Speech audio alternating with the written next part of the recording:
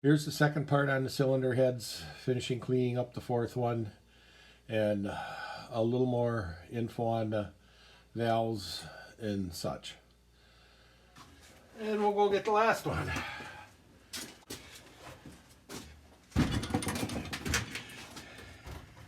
They aren't getting any lighter, I'll tell you that.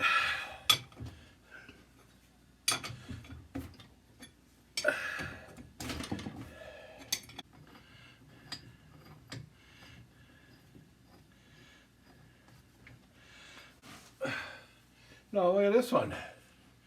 They must have put the expansion plug in upside down.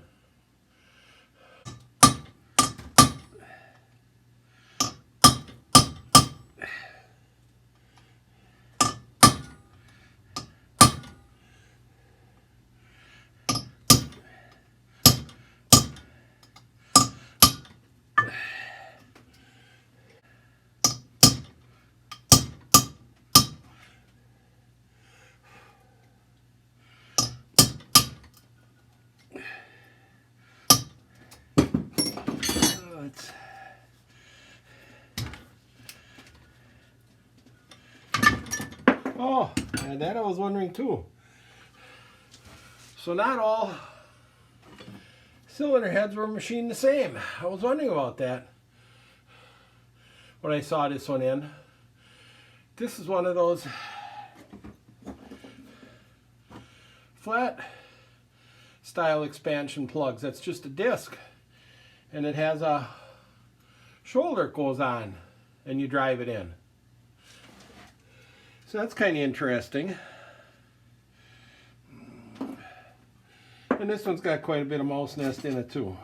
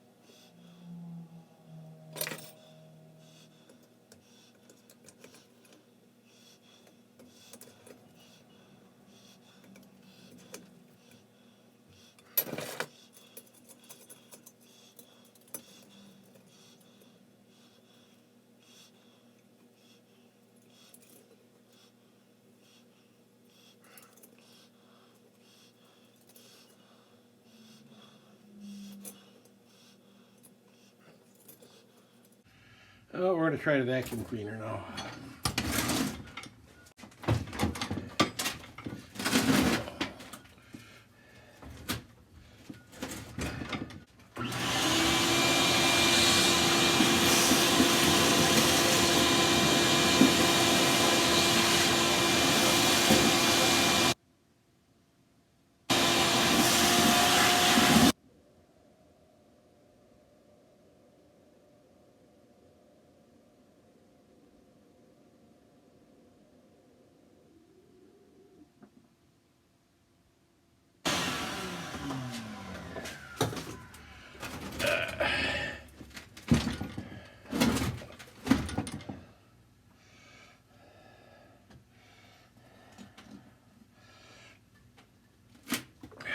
There's still a little in there.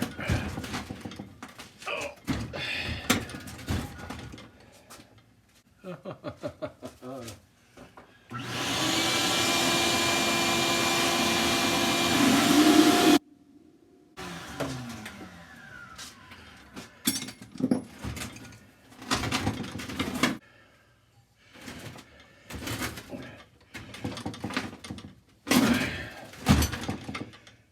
That looks good.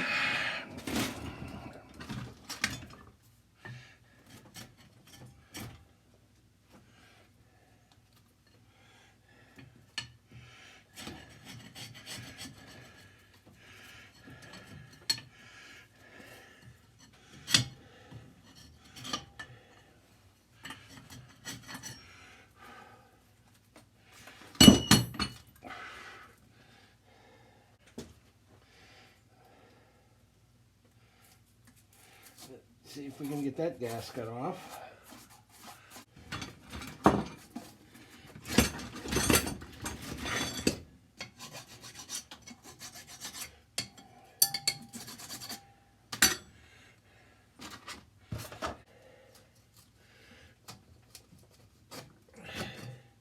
There, that gasket came off.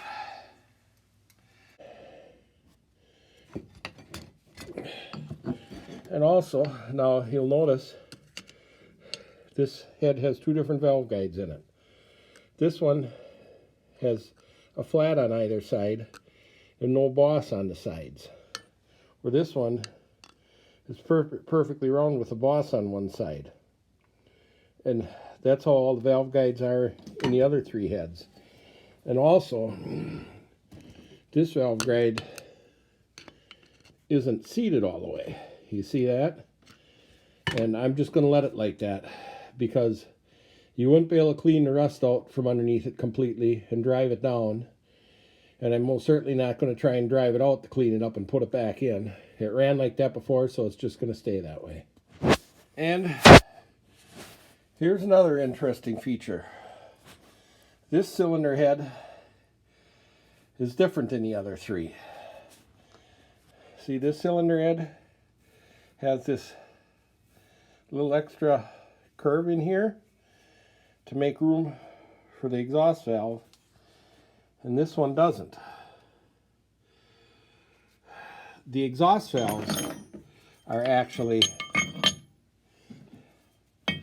slightly bigger than the intake valves, which seems kind of unusual, but I mean, completely against what we all do nowadays with bigger intake valves, and I mean, we have for the last, 90 years or more. But I've actually seen, not in person, but photographs of motorcycles that had larger exhaust valves than intakes too. And I'm thinking their theory back then was, as the exhaust gases are expanding, they need more room to get out. You know, they didn't fully understand the breathing as well as they do now. So we have, I'm guessing that the one with the two same size valves is an older cylinder head, and the one with the bigger exhaust valve is a newer one. Or maybe these were ones that were put on an engine with a 6.5 inch bore, and maybe those were put on an engine with a 6 3/4. I don't really know. But I think I'm going to turn them over and see if I can find casting numbers. See if the casting numbers will probably be different.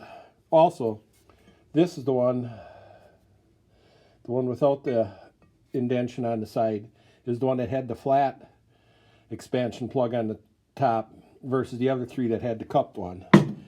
So I'm going to turn it over and look for casting numbers. Okay, these are the only numbers I can find.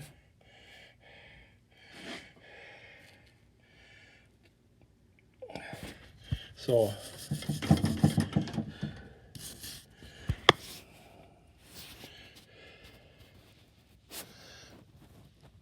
this number says 61A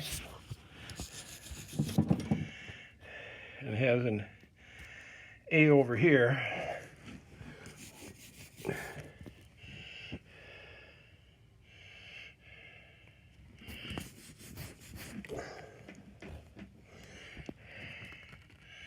I can't really make out what that is.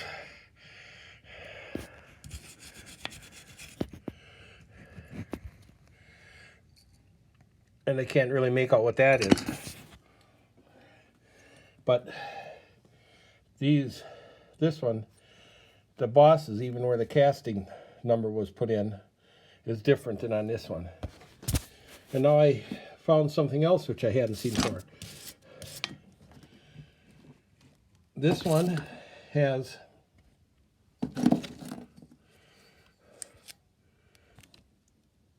three file marks in the head, indicating it was on the third cylinder.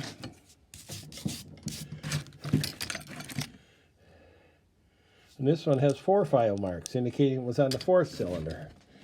Because I'm certain this engine was apart before. I figured the tractor was apart before I ever started working on it, because looking it over, you could see mismatched parts. It has a Caterpillar tag on the back that was built in Peoria, but it has a Best radiator on it. And I think the number is 537 in Peoria. So that doesn't match up with the Best radiator. And now we have two style cylinder heads, and it had the three cylinders that were cracked have different casting numbers and look slightly different than the one that was good. And my replacements, I believe, have the same casting numbers as the one that was good.